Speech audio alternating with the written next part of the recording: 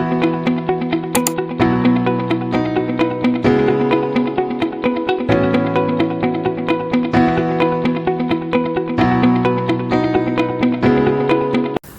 selamat pagi Sobat Data. Dengan kita di sini, dengan saya Yomi Dharma dari BPS Nganjuk. Hari ini kita kedatangan tamu yang sangat istimewa, Bapak Putra Pratikta Ismaderi. Nah, nanti Bapak Putra Pratikta Ismaderi akan mengulas tentang apa saja yang sudah dilakukan di BPS Nganjuk.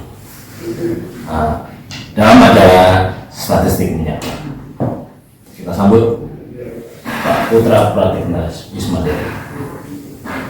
Halo Mbak Yangki. Ya, terima kasih diundang di Sapa Statistik menyapa. Statistik menyapa. Terima kasih sekali. Khusus dari BPS Nganjuk. Oh ya. Ini acara apa ya? Bincang santai gitu ya. Iya. Ya, terima kasih sekali. Ini perdana Pak. Jadi, Oh, maaf iya. kalau masih ribet. Ya kita maklum saja lah. Iya. Bagaimana Pak sehat? Alhamdulillah sehat. Oke, hari ini kita akan ngomong apa Pak? Kita akan ngobrol apa? Ya kita ngobrol masalah apa kegiatan yang sudah kita lakukan saja. Ya, jadi kita ingin menularkan ke teman-teman bahwa BPS itu ada, BPS itu ada, dan kita juga selalu menjaga eksistensi BPS. Ya. Dan ini kan Pak ya, dengan kali ini kan termasuk senior. Jadi sebelum kita mau mengulas lebih jauh, dengan kira-kira berkarir di BPS ini sudah berapa puluh tahun? Ya kalau masalah perjalanan saya di BPS, saya itu lulus SMA Pak Yongki, lulus SMA itu masih 18 tahun waktu itu. Jadi saya lulus SMA itu 18 tahun. Nah, sekarang udah masuk tahun ke 58, sehingga ya insya Allah hampir 40 tahun, hampir 40 tahun di BPS. Perjalanan yang sangat lama, bukan cukup lama, tapi sangat lama. Tentunya sudah melewati beberapa pergantian kepemimpinan juga, pemimpinan nasional dan juga menjadi beberapa kali ya. Kira-kira Pak, perbedaan, kita akan ngomong perbedaan dari BPS yang masa lalu pas dengan baru masuk dengan yang masa sekarang, Pak, dengan sudah hampir purna, kira-kira. Ya, saya rasa perkembangan BPS ini sangat pesat sekali. Dulu ketika saya baru masuk itu pegawai di BPS itu hanya beberapa orang saja, sehingga banyak kegiatan-kegiatan itu yang dilaksanakan oleh hanya beberapa orang. Jadi ada yang merangkap itu, termasuk saya. Jadi ketika saya baru masuk itu, saya juga mengerjakan kegiatan sosial, kemudian kegiatan produksi, dan kegiatan lainnya, sehingga bisa dibayangkan bahwa begitu sibuknya ketika itu karena kekurangan orang. Nah, alhamdulillah kalau sekarang sudah pegawainya sudah banyak, kemudian dengan SDM yang tinggi gitu ya, apalagi sekarang banyak milenial dengan IT yang mumpuni gitu, sehingga harusnya BPS sekarang dan di yang akan datang itu akan lebih baik gitu. Oke, itu harapan kita semua Pak. Gitu. Ya. Terus tadi kan Gorengan kan menyampaikan bahwa mungkin saat ini kita kan sudah mengalami transformasi Pak. Sudah tidak ada pembagian persepsi lagi. Ini kita ngomong masa lalu lagi. Dulu jenengan kan kemarin sebelum kita transformasi ke penghapusan seksi, jenengan kan sempat di seksi Nyarwil Pak. Iya. Sebelum di Nyarwil itu pernah merasakan seksi apa saja, dan istilahnya yang paling nyaman, yang paling enak, yang paling smooth buat kerja itu jenengan merasakan di seksi mana? Ya. Gini ya, kalau saya sebenarnya di seksi mana saja itu sama saja, sama-sama nyamannya juga, tergantung kita mengerjakannya gitu ya. Saya sudah hampir semua seksi pernah, kecuali PDS Pak Yonggi. Kecuali PDS ya, produksi pernah, sosial pernah, distribusi pernah, dan terakhir Nyarwil. Nah itu kecuali IPDS ya, saya belum. Nah, kalau TU kebetulan saya juga tergabung di awalnya dulu ada namanya sekretaris Korpri itu ya. Saya sebagai sekretaris Korpri waktu itu di bawah keteguan, kemudian sebagai BPK yang terus terang ketika saya jadi BPK, saya di Nganjuk itu ada kegiatan yaitu pengadaan rumah dinas. Kemudian tahun berikutnya ada pengadaan kantor gedung kantor ini. Ya. Ini yang jelas saya bangga juga menjadi bagian dari BPS Nganjuk, sehingga mengikuti ritme perjalanan BPS Nganjuk. Jadi itu Pak Yonggi. Jadi di Nyarwil juga kita juga sudah berupaya mengembangkan perstatistikan di Nganjuk, terutamanya di Nganjuk. Kita sering berbincang santai dengan Bapeda, kemudian Infokom gitu. Intinya bahwa kita menunjukkan bahwa BPS Nganjuk itu eksis, ada itu dengan kegiatan-kegiatan yang utamanya yang berkaitan dengan pembangunan kewilayahan di Nganjuk. Itu jadi kita memang harus seperti itu. Jadi kita itu ada manfaat dan guna ketika kita di wilayah ini, walaupun kita adalah instansi vertikal ya. Jadi walaupun kita instansi vertikal, ketika pekerjaan semua dari pusat, tapi kita juga harus mau sharing terhadap pemerintah daerah. Tentunya sekarang semua sudah melek data Pak Yonggi, jadi apalagi sekarang Pemda Nganjuk ini juga melek data. Ketika Pak Bupati memberikan statement pada suatu acara atau apapun, beliau selalu memberikan statement bahwa semua by data.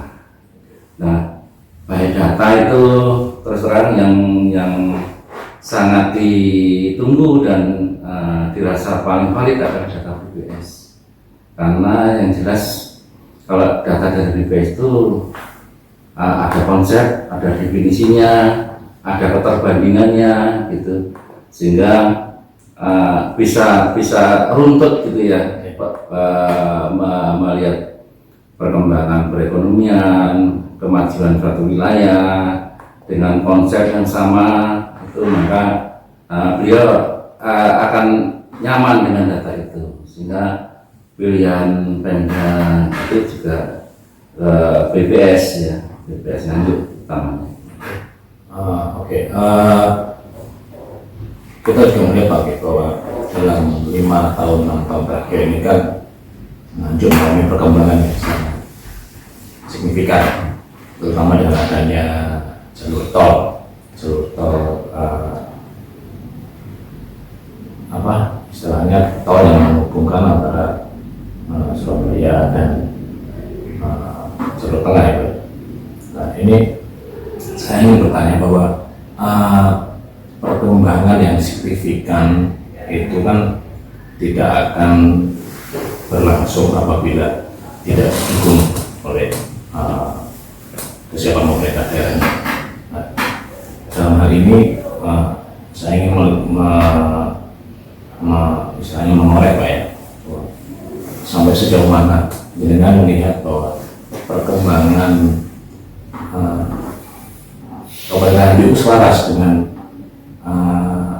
sarana dengan jalur tol itu. Apakah memang benar-benar ada perkembangan signifikan ataukah masih tetap jalan tempat? Betul Pak Yandi. Jadi ketika suatu wilayah itu ingin maju atau membangun daerahnya, memang sarana dan prasarana harus diupayakan untuk dilengkapi, termasuk jalan tol gitu ya. Kalau saya lihat dengan adanya jalan tol itu yang melintasi Nganjuk itu juga ikut menumbuhkan perekonomian di Nganjuk, utamanya kegiatan-kegiatan yang membutuhkan jalur cepat ya, jalur tol itu, misalnya untuk kegiatan industri gitu ya, industri itu ini dengan adanya jalan tol ini banyak pabrik-pabrik yang masuk ke Nganjuk Pak yang dulunya di sekitaran Surabaya, misalnya Sidoarjo, Pasuruan, Gresik, Mojokerto, itu dengan adanya jalan tol itu mereka banyak yang pindah ke Nganjuk karena ada jalan tol, sehingga ketika mereka mau ekspor ke pelabuhan itu ya ada jalan tol itu, sehingga sangat terbantu. Itu salah satunya. Keduanya karena upah UMR-nya rendah dibanding Surabaya dan sekitarnya, maka mereka memilih menginvestasikan ke Nganjuk ya, untuk mendirikan suatu pabrik di Nganjuk. Itu efek dari jalan tol. Jadi mereka nggak risau akan transportasi gitu ya, karena lancar gitu ya. Kedua, dari kegiatan yang sifatnya pendistribusian gitu ya, misalnya perdagangan gitu ya, dengan adanya jalan tol ya kegiatan perdagangan juga meningkat gitu ya, karena ada akses jalan tol yang jalur distribusi, iya jalur distribusinya. Oke. Mungkin karena kita kan dibatasi waktu Pak ya. Oke Pak, terima kasih atas informasinya. Menyambung tadi Pak ya, bahwa dengan adanya tol Trans Jawa ini ya, tentunya kan yang pertama tadi kan menurut jenengan kan menumbuhkan investasi ya jelas. Yang kedua mempermudah jalur distribusi. Nah ini saya ingin bertanya lagi, pertumbuhan ekonomi kira-kira bisa nggak Pak? Saya minta istilahnya informasi dengan bahwa pertumbuhan ekonomi itu sebelum adanya jalan tol dan sesudah ada jalan tol bisa diperbandingkan.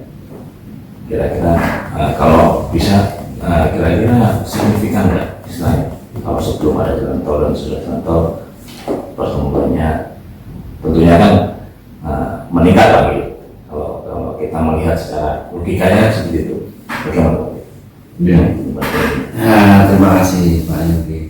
Ya tentunya pasti ada efek dari jalan tol itu ya. Dari ketika kita menghitung pertumbuhan ekonomi, memang banyak semua sektor kegiatan ekonomi yang di Nganjuk kita hitung ya. Nah dulu waktu sebelum COVID pertumbuhan kita sekitar 5,3, 5,4 gitu ya. Nah ketika ada COVID tahun 2019 dan 2020 itu kita sempat pertumbuhan ekonomi kita sempat terkontraksi atau down gitu ya, sampai minus 1,8 gitu ya. Itu karena kita memang di manapun tempat pertumbuhan terkontraksi waktu tahun 2020 dan untungnya Nganjuk itu dibangun kegiatan perekonomian Nganjuk itu dibangun dari sektor-sektor yang kontribusinya besar, yaitu pertanian, industri, perdagangan. Nah kita itu hampir 30% perekonomian Nganjuk itu dibangun oleh sektor pertanian, dan kebetulan sektor pertanian ini ketika COVID nggak terlalu berdampak karena ketika ada COVID orang mau kerja di sawah ya sawah aja. Nah yang terdampak itu adalah sektor-sektor yang orang ketemu orang, misalnya industri, jasa. Makanya di wilayah yang industri seperti Surabaya dan sekitarnya itu kontraksinya dalam ya, minusnya tinggi sampai ada yang minus 15 dan sebagainya. Kita hanya minus 1%. Nah itu untungnya kita dibangun perekonomian Nganjuk ini dibangun oleh sektor yang share-nya tinggi adalah pertanian, sehingga kita nggak terlalu berdampak. Itu tahun 2020. Kemudian alhamdulillah dengan usaha pemerintah COVID bisa diatasi gitu ya, dan alhamdulillah juga ekonomi kita bangkit. Ketika bangkit itu kita perekonomian tumbuh di 4, gitu ya, 4 gitu. Kemudian di tahun 2022 ekonomi sudah mulai membaik, kita pertumbuhan ekonomi kita 4,84. Nah ini untuk yang kita juga di BPS Nganjuk ini juga menghitung perekonomian Nganjuk secara triwulan Pak Yonggi. Jadi satu tahun itu dibagi 4 triwulan ya. Triwulan 1 Januari Maret, kemudian triwulan 2 itu April Mei Juni ya, kemudian triwulan 3 Juli Agustus September, kemudian triwulan 4 itu September, Oktober, November, Desember. Nah kita untuk yang triwulan pertama di tahun 2023 perekonomian Nganjuk itu tumbuh 6,18%. Ya, cukup tinggi. Itu karena seasonal itu artinya bahwa musiman ya. Ketika triwulan 1 banyak panen ya, banyak panen. Apalagi kalau kita dibangun oleh Nganjuk itu 30% perekonomian dibangun oleh pertanian ya, itu share-nya tinggi. Nah ketika triwulan 1 tuh kita tumbuh cukup tinggi 6,18%. Kemudian triwulan 2 kita tumbuh 5,56% ya di triwulan 2. Nah kemudian yang triwulan 3 yang barusan selesai kemarin kita tumbuh sekitar 5,97%. Ya, jadi nanti overall kalau kegiatan perekonomian lancar, tidak ada hal-hal yang sifatnya seperti bencana, COVID dan sebagainya. Insya Allah nanti di tahun 2023 ini kita nanti optimis tumbuh 5,7%. Oke. Ya, itu. Jadi ini kalau masalah pertumbuhan itu memang selalu ditunggu oleh banyak pihak untuk perencanaan dan memang harus dibedakan antara perkembangan dan pertumbuhan. Kalau pertumbuhan itu harus ada titik nolnya, maksudnya tahun dasarnya. Kalau perkembangan itu ya dibanding yang sebelumnya, tapi kalau yang pertumbuhan itu harus ada tahun dasarnya. Jadi kadang orang itu agak rancu antara perkembangan dan pertumbuhan, dan menumbuhkan ekonomi 5,7% itu butuh effort yang tinggi gitu ya. Semua kegiatan perekonomian harus digerakkan. Nah, ini fungsi pemerintah pemerintah daerah khususnya harus memacu semua kegiatan perekonomian supaya tumbuh bersama menjadi yang lebih baik. Gitu. Itu Pak Yanni. Berarti kan kalau saya sebenarnya bahwa tiap tahun itu kurvanya mesti untuk triwulan pertama mesti tinggi, kemudian agak menurun, kemudian naik lagi. Iya, betul. Ya, itu memang musimnya seperti itu, pola musim. Karena kalau triwulan itu faktor musim yang sangat berpengaruh. Tapi overall nanti tiap tahun yang pertumbuhan tahunan itu nanti insya Allah akan lebih baik dari tahun 2022. Oke, itu harapan kita semua. Oke, Pak Dek. Terakhir Pak Dek, pertanyaan terakhir. Jenengan kan sudah 40 tahun, kira-kira 40 tahun berkarir di pusat statistik ini ya. Mungkin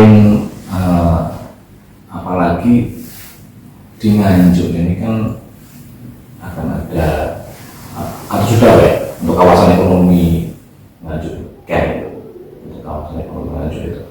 Nah, itu tentunya kan kita nggak bisa mengharapkan bahwa pertumbuhan atau perkembangannya bisa langsung terasa begitu dijalankan kawasan ekonomi Nganjuk itu ya. Nah, harapannya Pak, harapan jenengan melihat perkembangan Nganjuk pada umumnya dan sinergitas PPS pada khususnya, utamanya sinergitas antara PPS dan pemerintah daerah. Harapannya kedepannya itu bagaimana Pak? Ya, memang suatu pembangunan suatu daerah memang lebih efisien harus dipetakan ke wilayahnya, gitu ya. Jadi itu akan lebih efisien, gitu ya. Memang betul pemerintah Nganjuk sudah berupaya untuk efisiensi itu pembangunan itu, tentunya dengan memetakan di daerah selatan adalah wilayah pertanian, nah, dan harus dijaga keberlangsungannya. Kemudian wilayah yang di utara, nah, itu adalah wilayah untuk industri. Kemudian wilayah tengah itu adalah untuk kegiatan pendistribusian atau perdagangan. Nah, itu memang bagus itu. Sehingga fokus untuk masing-masing wilayah itu akan lebih baik, sehingga efisiensi dari kegiatan layanan pemerintah maupun apapun yang berkenaan dengan wilayah itu akan lebih efisien. Itu lebih bagus. Nah, sehubungan dengan adanya kawasan industri. Nah, ini kan sudah dicanangkan oleh pemerintah Nganjuk di daerah utara, gitu. Memang itu bagus ya untuk keberlangsungan perekonomian, karena wilayah utara ya ada beberapa wilayah yang untuk tanaman pertanian kurang gitu ya, produktivitasnya kurang, sehingga itu untuk kawasan industri. Nah, itu sudah dipilih di sebelah utara itu bagus karena ke depan itu memang kita lama-lama di wilayah manapun itu sektor sekunder akan menjadi pilihan setelah sektor primer. Kalau sementara ini kita masih sektor primer. Primer itu adalah pertanian, pertambangan, gitu ya, sektor primer. Nah sekarang kita sudah beranjak ke sektor sekunder, yaitu industri dan sebagainya. Dan nah kalau kita lihat dari dari PDRB, sektor sekunder sekarang sudah mulai naik gitu. Sekarang sekitar 18%. Nah, pertanian sekarang sudah mulai turun, sekarang 29%. Ini lama-lama akan seperti ini. Itu memang hal alamiah ya, alamiah di manapun tempat. Jadi kita ya harus siap itu. Nah, di negara manapun juga seperti itu. Jadi kita harus siap bahwa kita mulai masuk di sekundernya yang akan itu.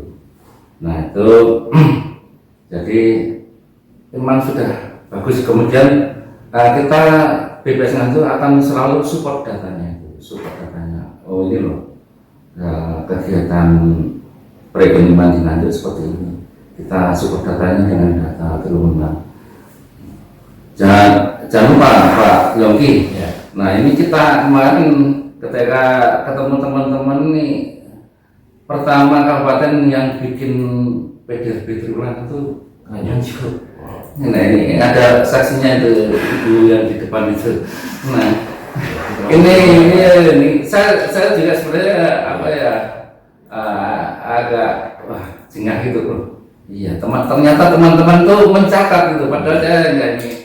Ya itu karena apa ya, kita itu pengen membantu atau apa ya, punya peran terhadap ya partisipasi untuk pemerintah daerah, sehingga pemerintah daerah itu bisa melihat perekonomian tiap 3 bulan sekali. Nah, itu cuma kita juga membutuhkan support data dari semua stakeholder ya, termasuk dari teman-teman di BPS Nganjuk sendiri ya. Gitu. Oke. Jadi bisa disimpulkan bahwa hasil dari kita ngobrol tadi Pak bahwa dengan adanya tol Trans Java ternyata menumbuhkan investasi, mempermudah jalur distribusi, terus menumbuhkan ekonomi juga ya. Maaf ini, maaf Pak. Monggo kita angkat dulu ya. Oke, saya lanjutkan.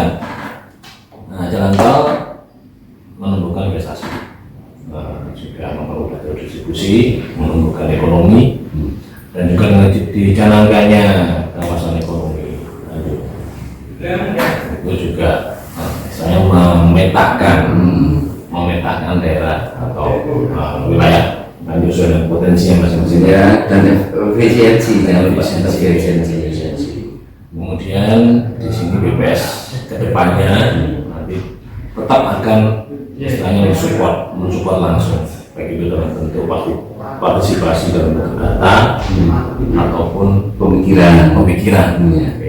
Harapannya itu banyak kedepannya terus diperbaiki. Terima kasih Pak Kota Prakerta atas waktu yang sudah menyempatkan untuk kita berbincang-bincang dalam acara statistik menyapa. Nah, semoga dengan waktu kalau kita ada kesempatan kita akan ngobrol lagi. Oke, terima kasih Pak. Ya, terima kasih Pak Yongki. Sukses ya untuk BPS Nganjuk ya. Terima kasih Pak. Ya, terima kasih.